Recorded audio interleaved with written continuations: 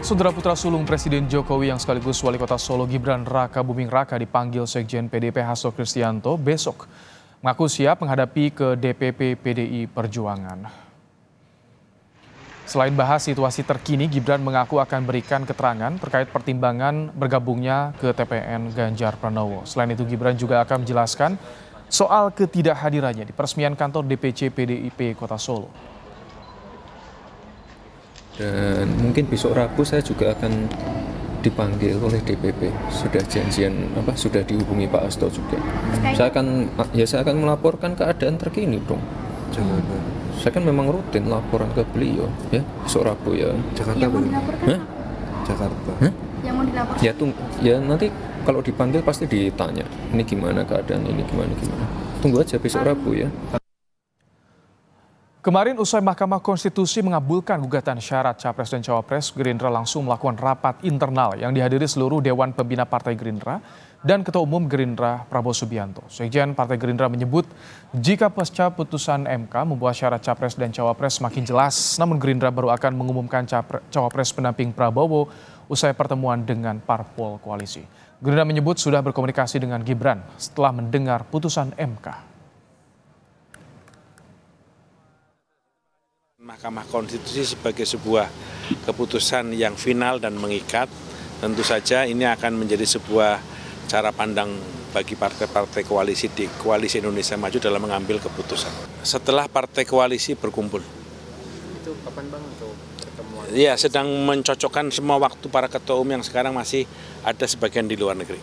Keputusan Mahkamah Konstitusi saya kira menjadi sesuatu yang jelas, terang benderang, jadi nanti nunggu sesuatu yang sudah jelas, nanti nunggu setelah ketua umum semuanya berkumpul. Mahkamah Konstitusi sudah menetapkan syarat Capres dan Cawapres. Putusan Mahkamah Konstitusi dinilai bisa menjadi jalan masuk Gibran Raka Buming di Pilpres. Partai koalisi pengusung Capres Prabowo secara terbuka telah mengatakan akan meminang Gibran. Namun mereka masih menunggu kesediaan Gibran. Apakah suara ayah Gibran, Joko Widodo, akan menjadi langkah penentu bagi Gibran untuk maju di Pilpres? Kita akan bahas bersama dengan sejumlah narasumber. Ada Direktur Eksekutif Lembaga Survei Indonesia, Jayadi Hanan. Ada juga Sekretaris Tim Koordinasi Relawan Pemenangan untuk Ganjar, Bang Deddy Sitorus. Dan juga ada Wakil Ketua Umum Partai Gelora, Bung Fahri Hamzah. Selamat petang, Bapak-Bapak. Selamat petang, Pak Arvin. Baik, teman-teman. Pak Jayadi, bagaimana Anda melihat posisi Jokowi dalam dinamika yang terjadi soal politik Gibran dan juga putusan MK ini? Ya kalau putusan MK itu tentu kita tahu banyak dikritik ya. Saya termasuk salah satu yang sulit menerimanya secara akal, secara nalar gitu ya. Yang paling menonjol itu misalnya bagaimana MK, tadi dijelaskan oleh beberapa mantan hakim konstitusi ya, bagaimana MK menerapkan dua alasan atau cara berpikir yang berbeda bahkan bertentangan untuk satu perkara yang intinya sama gitu, yaitu soal syarat-syarat khusus Capres, Cawapres gitu.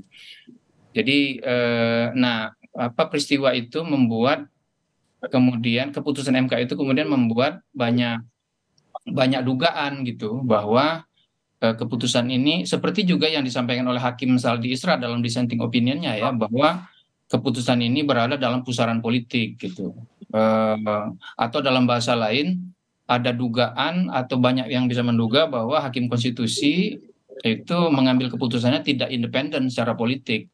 Ada faktor-faktor politik yang masuk ke situ. Dengan pandangan seperti itu, bagaimana harus Jokowi bersikap, Pak Jayadi?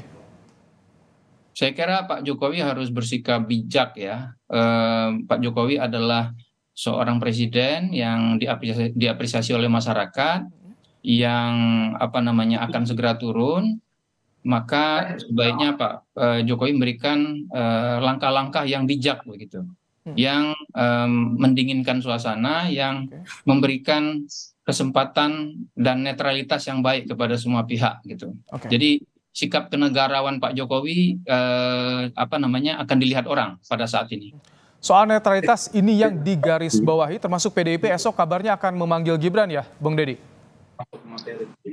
Memanggil Gibran saya kira tidak ya, karena siapa sih berani manggil anak presiden ya, nanti banyak yang sakit hati.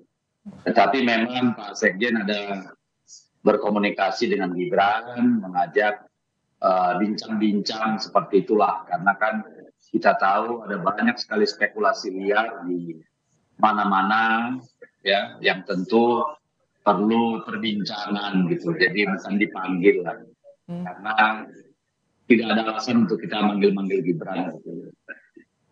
Bang Deddy, maaf itu audionya agak sedikit kurang begitu jelas, mungkin sambil diperbaiki. Jadi apa saja nanti yang akan diklarifikasi oleh PDIP pada Gibran esok hari, Bang Deddy kira-kira?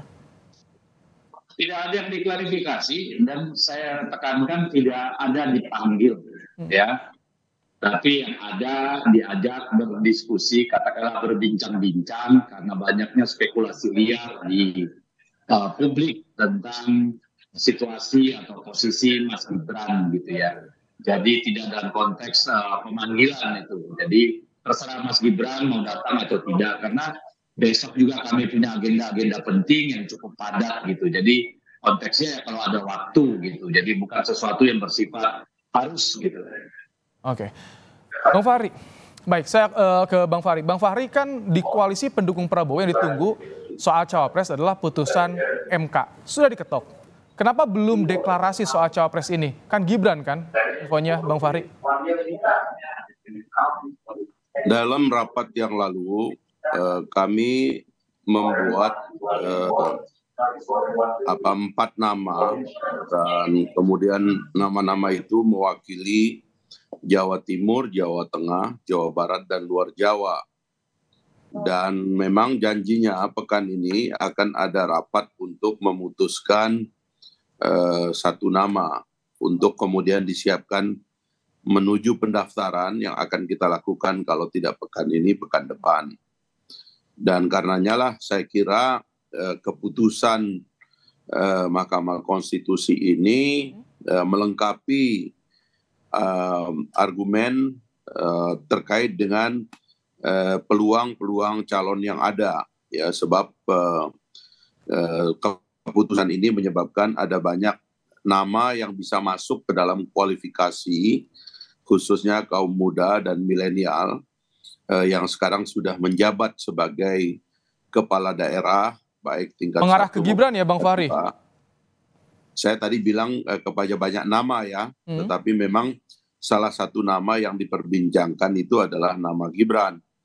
Karena dengan keputusan Mahkamah Konstitusi ini, nama Gibran menjadi masuk ke dalam kualifikasi memenuhi syarat, karena Mahkamah Konstitusi tidak mengubah norma 40 tahun, tetapi menambah tafsir sesuai permintaan pemohon bahwa mereka yang pernah menjabat pada jabatan yang dipilih sebagai eksekutif dapat juga dicalonkan sebagai calon presiden, sebab pengalaman sebagai kepala eksekutif itu dianggap berharga. Sebagaimana juga yang tercermin pada calon-calon kita yang ada sekarang ini. Sudah ada komunikasi ke Gibrannya soal ini, Bang Fahri? Wali kota dan bekas gubernur. Saya kira itu sudah ada komunikasi ke Gibran soal ini, soal ajakan ini, karena sudah jelas nih MK-nya. Soal komunikasi tentu nanti akan dilakukan setelah ada pertemuan dengan pimpinan-pimpinan partai koalisi yang kemarin sangat kompak memutuskan nama-nama itu. Nanti setelah kami putuskan, baru itu dikomunikasikan dengan semua calon yang masuk. Tetapi kalau pekan ini, pekan kemarin sudah dikomunikasikan dengan semua calon, tapi pekan ini tentu akan keluar satu nama dari nama-nama yang ada itu. Ini belum diumumkan, apakah juga masih nunggu arahan Jokowi, Bang Fahri? Kalau di rapat koalisi kita menyerahkan seluruh keputusan ini kepada calon presidennya, yaitu Pak Prabowo.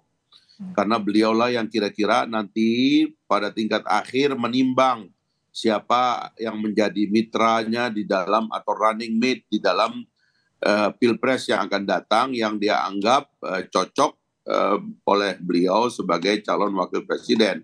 Jadi ini hanya lebih kepada Pak Prabowo yang berkonsultasi dengan pimpinan-pimpinan partai, dan setelah itu Pak Prabowo sendiri yang akan menyampaikannya kepada yang bersangkutan. Baik, Bang Deddy, semakin kuat wacana soal memasangkan duetkan Prabowo dengan Gibran pasca putusan MK. Bagaimana dari PDIP menanggapi soal ini, Bang Deddy?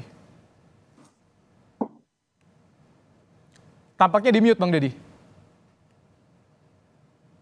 Silakan. Saya kira isu itu kan sudah berkembang sejak adanya judicial review di Mahkamah Konstitusi, ya, bahwa seperti itulah niatan dari katakanlah mereka yang memiliki kekuasaan, gitu ya.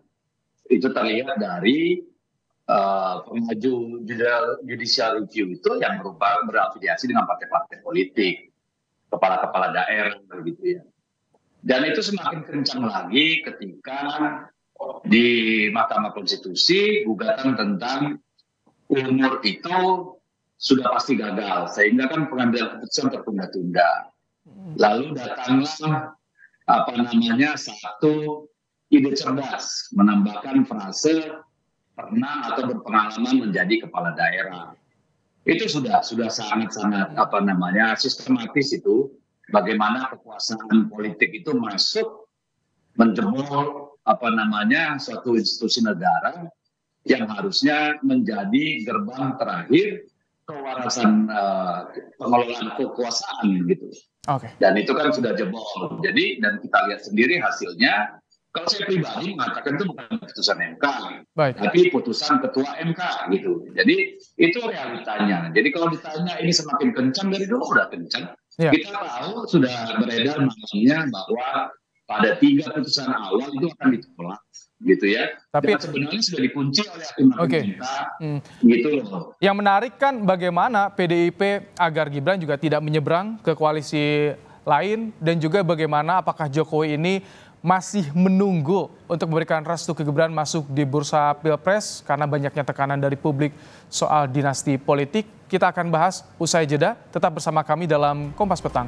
Anda masih bersama kami di Kompas Petang dan kita lanjutkan soal dialog peta politik dan dinamika politik pasca putusan MK. Masih bersama kami Pak Jayadi Hanan, Bang Deddy Sitorus dan juga Bang Fahri Hamzah.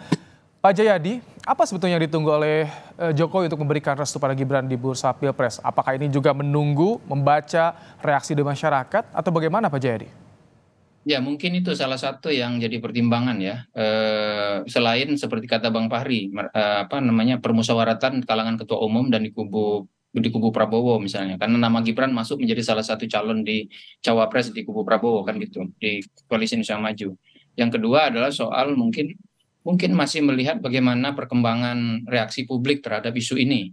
Karena isu ini kan menjadi perhatian publik sangat luas. Baik publik dalam artian publik yang para opinion maker, atau publik yang terkait langsung dengan aktivitas-aktivitas politik, maupun publik secara umum.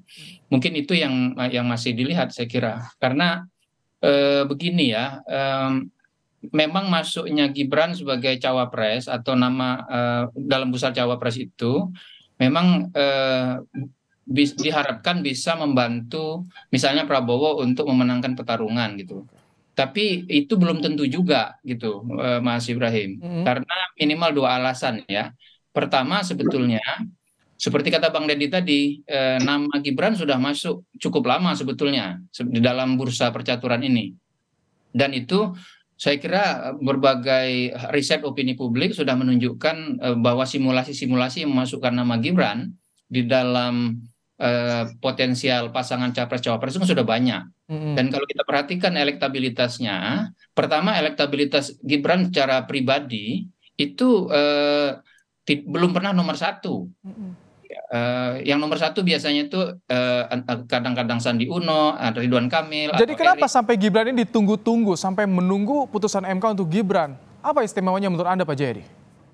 Ya itu tadi, karena dia punya keistimewaan sebagai proksi dari Pak Jokowi, sebagai wakil dari Pak Jokowi, dan baik Pak Ganjar maupun Pak Prabowo itu kan memerlukan para pemilih Pak Jokowi di 2019 lalu untuk di-endorse paling tidak supaya memilih mereka gitu. Nah, jadi ada efek positif itu saya kira yang diharapkan gitu ya. Baik. Tapi belum tentu positif itu yang muncul. Ya, pertama yang tadi saya sebut, ya, elektabilitas Gibran itu sebetulnya tidak berbeda jauh dengan nama-nama cawapres yang lain, baik ketika dipasangkan dengan bakal capres maupun ketika diadu secara individu. Yang kedua, isu negatif yang selama ini muncul, misalnya isu dinasti politik, isu intervensi politik ya dan sebagainya. Itu kan belum tentu diterima secara positif oleh masyarakat pemilih, dan itu kan bisa menimbulkan masalah bagi capres yang memasangkan Gibran sebagai cawapresnya. Saya ingin dari PDIP bagaimana Bang Deddy, kan untuk menghindari agar Jokowi dan juga Gibran tidak menyeberang mendukung koalisi Prabowo nih. Bagaimana dari PDIP, Bang Deddy? Ya, kami sudah berusaha menjaga Pak Jokowi selama 23 tahun. Tetapi kan kami tidak bisa menjaga beliau dari dirinya sendiri. Jadi semuanya terpulang kepada Pak Jokowi, kepada Mas Gibran. Karena itu kan katakanlah, itu kan hak mereka mau melakukan apapun gitu. Tidak ada yang bisa kami lakukan kalau mereka sudah punya sikap atau pilihan gitu. Jadi kalau melihat orkestrasi yang terjadi, saya kira tidak mungkin tanpa tangan-tangan kekuasaan.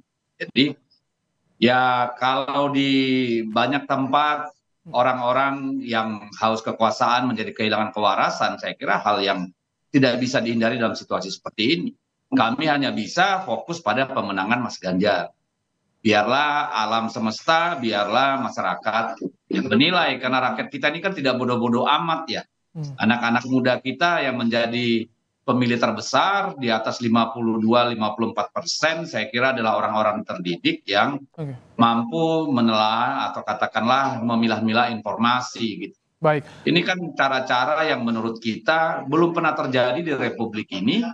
Bagaimana sebuah proses katakanlah pembajakan konstitusi itu dilakukan secara vulgar gitu, yang bahkan mungkin tidak terbayangkan oleh seorang Soeharto kalau menurut saya.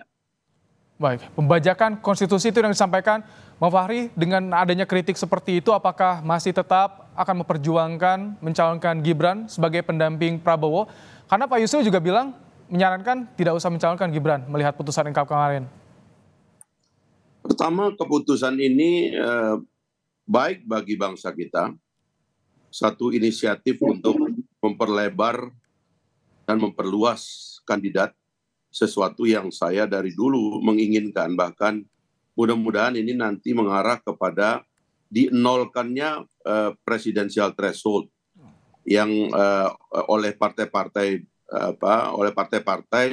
itu dijadikan cara untuk menggantung calon presiden supaya datang dari kantong mereka sendiri. Ya, mereka melakukan nominasi yang disebut nomination by the oligarch itu, karena pada dasarnya mereka mau memonopoli pentiketan calon itu di kantong sendiri, lalu itu kemudian mau ngatur-ngatur calon itu dari belakang. Keputusan ini membongkar itu. Baik. Karena memberikan peluang lebih luas kepada anak-anak bangsa, anak-anak muda yang berada di seluruh Indonesia, selama dia pernah mengikuti proses elektoral, menjadi eksekutif di daerah, termasuk juga legislatif daerah, dia bisa punya peluang untuk menjadi calon presiden. Baik. Jadi keputusan ini baik, ya.